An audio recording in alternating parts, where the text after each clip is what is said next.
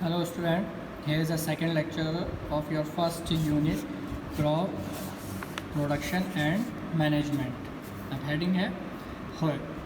Hoe is a simple tool which is used for removing weeds and for the loosening the soil. ये एक simple tool होता है जो किसके लिए यूज़ किया जाता है, जो वीड्स हैं सॉइल के अंदर, आपके खेत के अंदर जो वीड्स हैं या लूजनिंग या मिट्टी को एकसार करने के लिए इसको यूज़ किया जाता है। It has a long rod of would और आयरन। इसके अंदर क्या होता है, इसके अंदर एक लॉन्ग जो वो होती है रॉड, या तो वो उसकी बनी होगी लकड़ी की या आयरन की, जिसको हैंडल भी कहते हैं, और a strong board and bend plate of iron is fixed to one of its end इसके लास्ट में एक स्ट्रॉन्ग प्लेट जुड़ी होती है आयरन की। And this is the structure of hoe and it works like a blade. ये एक blade की तरह काम करता है। It is pulled by animals, जो एनिमल के थ्रू खींचा जाता है। अब आता है heading cultivator. Nowadays, ploughing is done by tractor driven by cultivator. The use of cultivator saves labor and time. Cultivator जो होता है आजकल के टाइम में जो खेती के जुताई की जाती है वो ट्रैक्टर ड्रिवन कल्टीवेटर के थ्रू की जाती है। द यूज़ ऑफ कल्टीवेटर का जो वो है यूज़ किया जाता है, जिसकी वजह से हमारा मेहनत और टाइम दोनों बचते हैं, जैसा कि इस फिगर में दिखाया गया है। अब आता है सोविंग। सोविंग क्या होता है? Sowing is the most important part of crop production. ये क्रॉप किसी भी फसल को प्रोडक्शन में सबसे इम्पॉर्टेंट पार्ट होता है। Before sowing good quality seeds are selected. Sowing किसी भी उसको फसल लगाने से पहले जो भी हमें फसल लगानी है उसके हमें गुड क्वालिटी के बीज ढूंढने पड़ेंगे, जो फिर उनको क्लीन करना होगा। Healthy seeds of good variety, healthy seeds होने चाहिए, वो भी गुड वैरायटी के। Farmer prefer to use seeds which given a high yield. Farmer जो होते हैं, जो किसान होते हैं, वो उसी सीड्स को प्रेफर करते हैं जो जिससे उन्हें ज़्यादा से ज़्यादा उत्पादन क्षमता मिले उसकी। अब आता है, आपके ऊपर आती है activity. Activity 1.1 are the seeds which float on the water whose would those be lighter or heavier than those which sink। क्या कि ये इसमें अंदर होता है कि are there seeds which float on the water, वो सीड्स जो कि आपके वाटर के ऊपर रहते हैं, या वो जो लाइटर होते हैं, या जो हैवी होते हैं और वो नीचे की तरफ सिंक हो जाते हैं। Why would they B lighter? अगर वो लाइट है, मतलब ऊपर सरफेस के ऊपर है, तो वो उनका वो वेट में इतने लाइट क्यों है? Damage seeds become hollow and are thus lighter. इसका मतलब होता है जो बीज उसके ऊपर आते हैं, पानी के ऊपर आते हैं, इसका मतलब है कि वो बीज ख़राब है, उनके अंदर बीज के अंदर कोई कीड़ा लग गया है, जिसकी वजह से उनकी प्रोडक्शन कैपेबिलिटी जो है ख़त्म हो जाती है, तो वो हम बीज को यूज़ नहीं करते हैं। This is a good method for separating good healthy seeds from the damage one. यही तरीका होता है अच्छे सीड्स को पहचानने के लिए कि आप किसी थोड़े से सीड्स लीजिए, उसको पानी में डालिए, अगर वो पानी के ऊपर आ गए हैं इसका मतलब वो बीज ख़राब है, और वो सिंक हो गए हैं तो इसका मतलब वो बीज अच्छे हैं। Before sowing one of the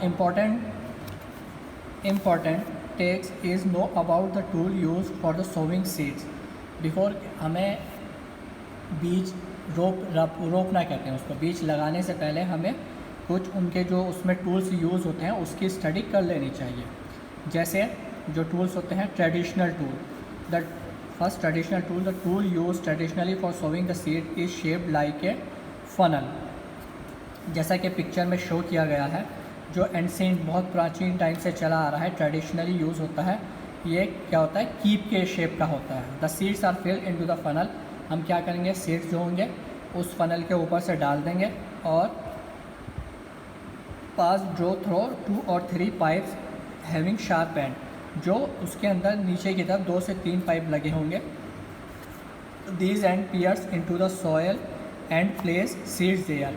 नीचे की तरफ जो होते हैं, नीचे की तरफ जो एंड है उसके 3 से 4, वो क्या होते हैं, बहुत शार्प होते हैं, वो उसके अंदर ज़मीन के अंदर घिसते हुए चलते हैं, जिससे क्या होता है वो ज़मीन के अंदर घुस जाएंगे तो वो धीरे धीरे बीज वो उसके अंदर छोड़ता हुआ चलेगा।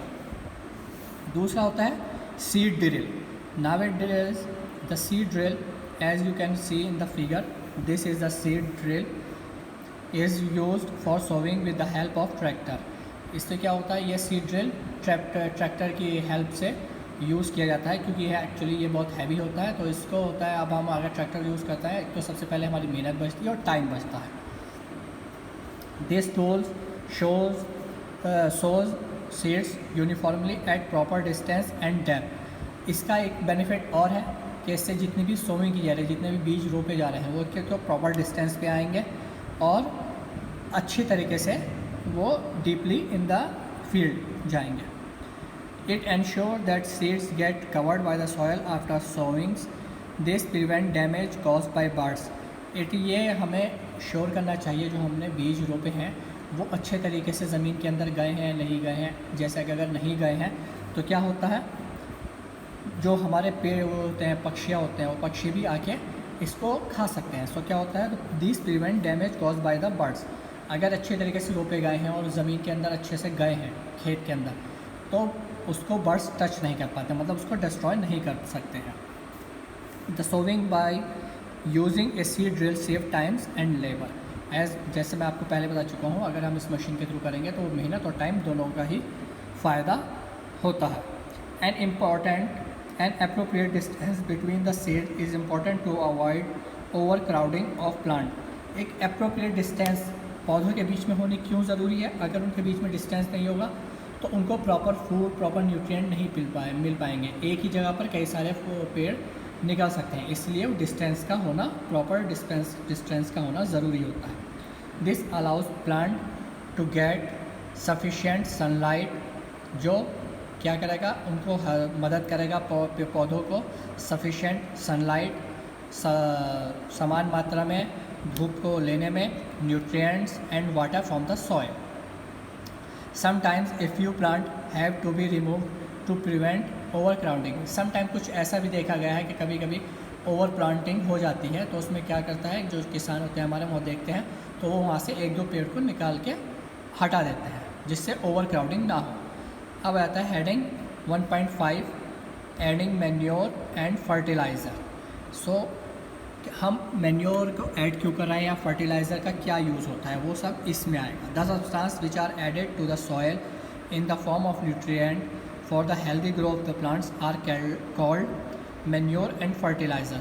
वो सब्सटेंस जो मिट्टी में ऐड कर रहे हैं, किया जा रहा है in the form of nutrients के रूप में, किसके लिए? For the healthy growth of plants, जिससे प्लांट्स की ग्रोथ जो हो हेल्दी हो, अच्छे प्लांट्स हैं, are called manure and fertiliser. Soil supplies mineral nutrients to the crop. जो मिट्टी होती है वो मिनरल और न्यूट्रिएंट्स वो सप्लाई करती है फसल को। These nutrients essential for the growth of the plant. ये न्यूट्रिएंट्स ज़रूरी होते हैं प्लांट की ग्रोथ के लिए। In certain areas farmer grow crop after crop in the same field.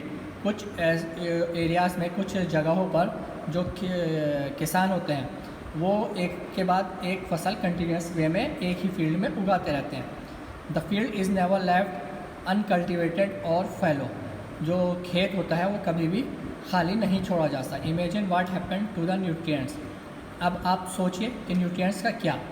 The continuous growing of crops make the soil proper in certain nutrient. Continuous, अगर हम continually मतलब एक के बाद एक अगर उसके अंदर फसल लगाते रहेंगे तो उसके अंदर मिट्टी के अंदर प्रॉपर न्यूट्रिएंट्स बने रहेंगे। Therefore farmer have to add manure to the field to replenish the soil with nutrients. So farmer क्या करते हैं कि फर्टिलाइज़र को ऐड करेंगे, जिससे वो जो भी फसल यूज़ कर रहे हैं, एक के बाद एक फसल यूज़ कर रहे हैं, उस फसल को प्रॉपर न्यूट्रिएंट्स मिलते रहे। This process is called manuring. ये प्रोसेस मैन्योरिंग कहलाता है। इम्प्रॉपर और insufficient manuring result in weak plant. अगर उसको मैन्योरिंग को या तो सफिशिएंटली वे में नहीं किया गया या इम्प्रॉपर किया गया, तो उससे प्लांट की ग्रोथ जो होगी, जो हमारी फसल होगी, वो इतनी अच्छी नहीं होगी। Manure is an organic substance. ये एक ऑर्गेनिक सब्सटेंस होता है obtained from the decomposition of plant and animal waste. जो किससे मिलता है? डिकम्पोज, जो प्लांट सड़ जाते हैं, या एनिमल वेस्ट से मिलता है।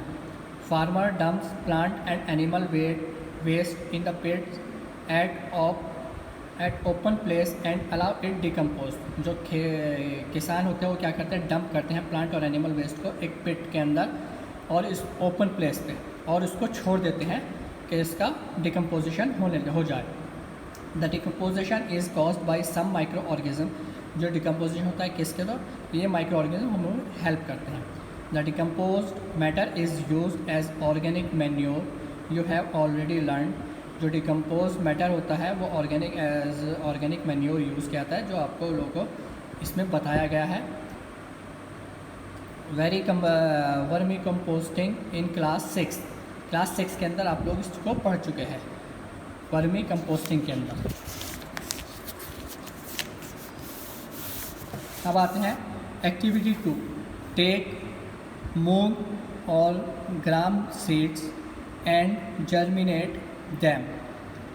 आप मूंग के और ग्राम के सीड्स को लेकर और जर्मिनेट कीजिए. Select 3 equal size seeding out of these. इससे 3 इक्वल साइज़ की सीडलिंग निकालिए.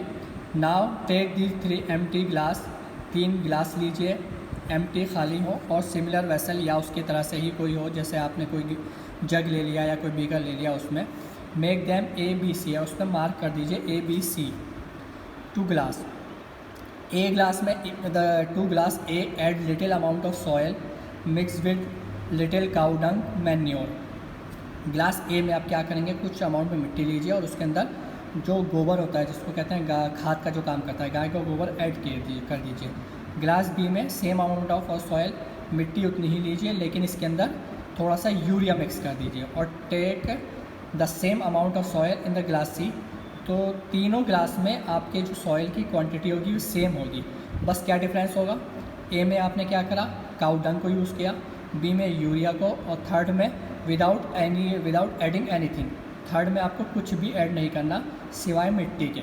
Now pour the same amount of water in each glass. Each glass में same amount of water pour कर दीजिए. Then plant the seeding in them. और उसके बाद उसके अंदर वो पेड़ लगा दीजिए. क्या होगा, keep them in a safe place and water them daily. उसके बाद उनको एक सेफ प्लेस पर रख दीजिए, जहाँ पर आपको लगता है कि यहाँ पर उसको कोई टच नहीं करेगा, यहाँ पर सेफ रहेंगे, और उनको डेली वाटर देते रहिए. After 7 to 10 days observe their growth. आप 7 से 10 दिन के बाद उसकी ग्रोथ को ऑब्ज़र्व करना कि किस में ग्रोथ ज़्यादा हुई है, किस में ग्रोथ कम हुई है और किस में ग्रोथ हुई नहीं. तो आप लोगों को डिफरेंस पता चल जाएगा कि what is the use of manure, what is the use of fertiliser. Did all the plants in the glasses grow in the same pace, at the same pace? आप लोग एकदम सुनिश्चित कर सकते हैं कि जितने भी ग्लास में हैं जो वो रखे गए हैं उनकी ग्रोथ कैसी हुई है. Which glass showed better growth of the plants period. जिससे देखिए किसकी सबसे अच्छी हुई है. In which glass the growth faster, किसकी सबसे तेज़ हुई है. Fertiliser are the chemical substance. Fertiliser जो होता है केमिकल सब्सटेंस होते हैं which are rich in a particular nutrient, जो एक पर्टिकुलर न्यूट्रिएंट की अधिकता होती है जिसके अंदर. How are this different from manure. अब कि मैन्योर और फर्टिलाइज़र में क्या डिफरेंस है. Fertiliser are produce by factories. सब example of fertiliser are urea. जो फर्टिलाइज़र होते हैं प्रोड्यूस किए जाते हैं फैक्ट्रीज़ के अंदर, जिसका एग्जाम्पल है urea, ammonium sulphate, super phosphate, potash, nitrogen, phosphorus, potassium, ये होते हैं fertiliser. The use of fertilizer has helped farmers to get better yield of crop. तो अगर जो होता है फर्टिलाइज़र का यूज़ के क्या हेल्प मदद मिलती है किसान को कि उसको बेटर यील्ड ऑफ क्रॉप, यानी कि उसको जो लास्ट में जो प्रोडक्ट मिलेगा बहुत अच्छे यील्ड, उसकी क्वांटिटी बहुत अच्छी होगी. But excessive use of fertiliser has made the soil less fertilise. लेकिन एक प्रॉपर क्वांटिटी में अगर आप फर्टिलाइज़र ज़्यादा ऐड कर देंगे तो वो क्या करेगा, उस सॉइल को, उसकी उत्पादक क्षमता को घटा देता है अगर बहुत ज़्यादा फर्टिलाइज़र आपने मिट्टी में ऐड कर दिया. Fertiliser have also become a source of water pollution. Fertiliser एक सोर्स भी आता है वाटर पॉल्यूशन का. Therefore in order to maintain the fertility of the soil we have to substitute fertiliser by organic manure to leave the field uncultivate in between 2 crops. So हमें क्या करना चाहिए in order to maintain the fertility soil, वो उसकी मिट्टी की उत्पादक क्षमता को बनाए रखने के लिए फर्टिलाइज़र साथ में ऑर्गेनिक मैन्योर जो होते हैं उसको भी ऐड करना चाहिए और कुछ समय के लिए छोड़ देना चाहिए फील्ड को एक फसल से दूसरी फसल के बीच में, मतलब जो गैप कुछ टाइम्स का गैप ले लेना चाहिए। The use of manure improves soil texture as well as its water retaining capacity. जो मैन्योर का जो यूज़ होता है वो क्या करता है, इम्प्रूव करता है टेक्सचर, सॉइल का टेक्सचर, मिट्टी के टेक्सचर को, और एज वेल एज ये वाटर सॉल्युबिलिटी को भी अच्छा करता है। It replenish the soil with all nutrient. Replenish एक कह सकते हैं तो उसको रिपेयर, उसको बहुत अच्छे से वो रिप्लेनिश करता है। Another method of replenishment of the soil with nutrient is through crop rotation. इसका अनदर तरीका भी होता है रेप्लिकेशन का सॉइल का, कि क्रॉप रोटेशन होती रहे। This can done by growth different crop alternatively, कि हमने एक टाइम एक क्रॉप एक फसल उगाई, उसके बाद कोई दूसरी फसल उगाई है, उसके बाद कोई फिर से फर्दर फर्स्ट पे आ जाइए, मतलब इस तरीके से रोटेशन होना। Earlier farmers in northern India मतलब जो पहले समय में जो किसान होते थे नॉर्दर्न इंडिया के, वो यूज़ करते थे grow legumes as fodder in one season. Legumes को ग्रो करते थे और एक सीज़न में, and wheat in the next season, दूसरे सीज़न में वो क्या करते थे, उसी उसमें वीट का प्रोडक्शन करते थे। This help in replacement of the soil with nitrogen, जिससे क्या होता है मिट्टी का रिप्लेसमेंट हो जाता था नाइट्रोजन के साथ। Farmers are believe encourage to adopt this practice. जो फार्मर्स जो किसान जो होते थे वो इस प्रैक्टिस पे बिलीव करते थे। In the previous classes you have learn about rhizobium bacteria. These are present in the nodules of the root of leguminous plant, the fixed atmospheric nitrogen। आपने प्रीवियस क्लासेस में देखा पढ़ा है राइजोबियम का बारे में कि क्या होता है, इसका क्या यूज़ होता है। ठीक है, सो गाइस आज के लिए इतना ही। द नेक्स्ट जो इतना बचा हुआ पार्ट है उसका हम नेक्स्ट लेक्चर में कराएंगे।